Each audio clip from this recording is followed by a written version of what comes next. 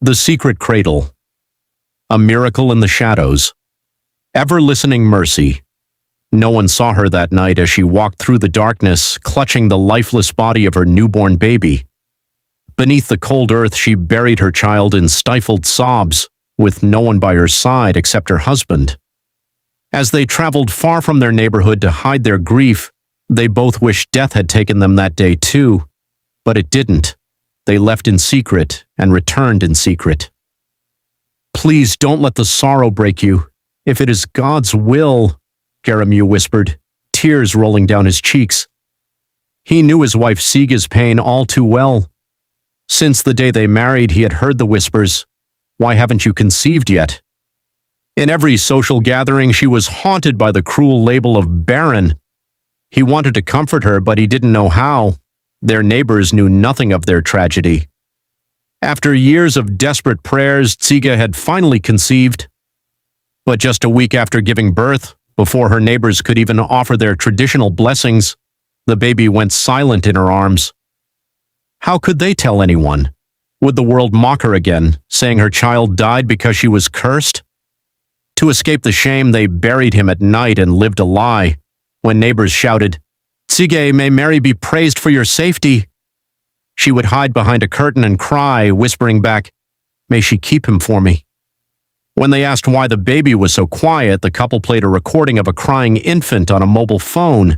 They even fooled visitors from a distance by holding a doll wrapped in blankets. As the weeks passed, the pressure grew.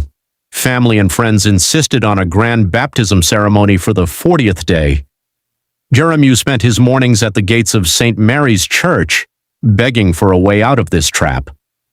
Tsige, too, prayed in the shadows, smiling through her agony whenever a neighbor passed by. With only days left until the ceremony, they were at their wits' end. One early morning, wrapped in his traditional gabi and holding a flashlight, Geremew opened the front door to go to church. He froze. There, lying on the ground, was a bundle wrapped in cloth, a crying baby. He looked left and right, but the street was deserted. Without a second thought, he scooped up the infant and ran inside. Tsige, hearing the real cry of a baby, rushed out despite her physical weakness.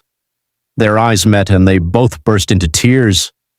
Tsige immediately took the hungry child to her breast, and as he began to nurse, the house fell silent. Underneath the baby's swaddling clothes, Geremew found a small note. It read, "My name is Hirut. We are connected by a shared broken day. I am a poor woman living on the streets.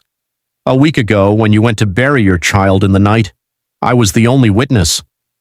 My son is also a week old, but I cannot raise him. I came to your neighborhood and heard that your child had died in secret. Today is my son's baptism day. I beg you, raise him with love. Let him not suffer for my mistakes. Do not lose faith in God. Goodbye." Tsige and Geremew held each other and wept for a long time. On the appointed day, dressed in white and surrounded by the joy of the community, they celebrated the baptism. They named him Mengizeem Semi Nesh, "You are always a listener," theme of the story, from human judgment to divine mercy. This story focuses on three fundamental realities of life. 1. The weight of social stigma and influence. The story vividly illustrates that Tsige and Geremew's greatest agony was not just the death of their child, but the haunting fear of what will people say. It highlights society's distorted view of natural struggles like infertility and the cruel labels like barren often cast upon women. It was this harsh social judgment that forced the couple to bury their child in secrecy. 2. Natural hardship and the strength of a couple's patience. The longing for a child since their marriage, followed by the tragic loss of their newborn just a week after birth, was a devastating trial. However, the way Tsige and Geremew supported one another, swallowing their pain and crying out to the Creator in prayer, teaches us the true power of marriage and the necessity of hope. 3. Divine grace and the listener. The heart of this story is the miraculous way the Creator works. While Tsige and Geremew were at the edge of despair, another mother, Hirut, was forced by poverty to leave her child behind. God brought these two broken paths together, making one the remedy for the other. The name Mengizeም Semi-Nesh, you are always a listener, serves as a powerful testimony that when humans close one door, the Creator opens another.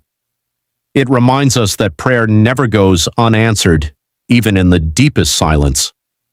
Conclusion. Final thought for the video. This story teaches us that when humanity fails to understand us and their words pierce our hearts, the Creator is working wonders in the silence. The unkind thoughts of people cannot block the flow of divine mercy.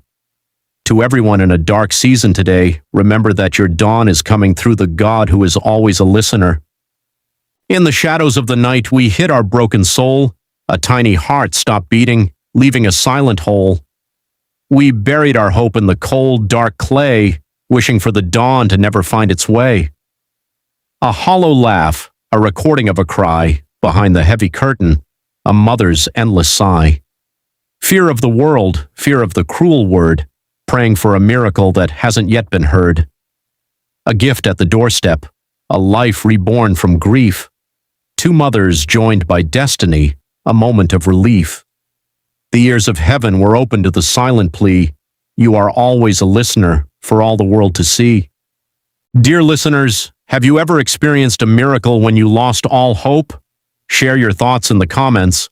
Don't forget to subscribe and hit the notification button to get notification when new video uploaded. Thank you for watching.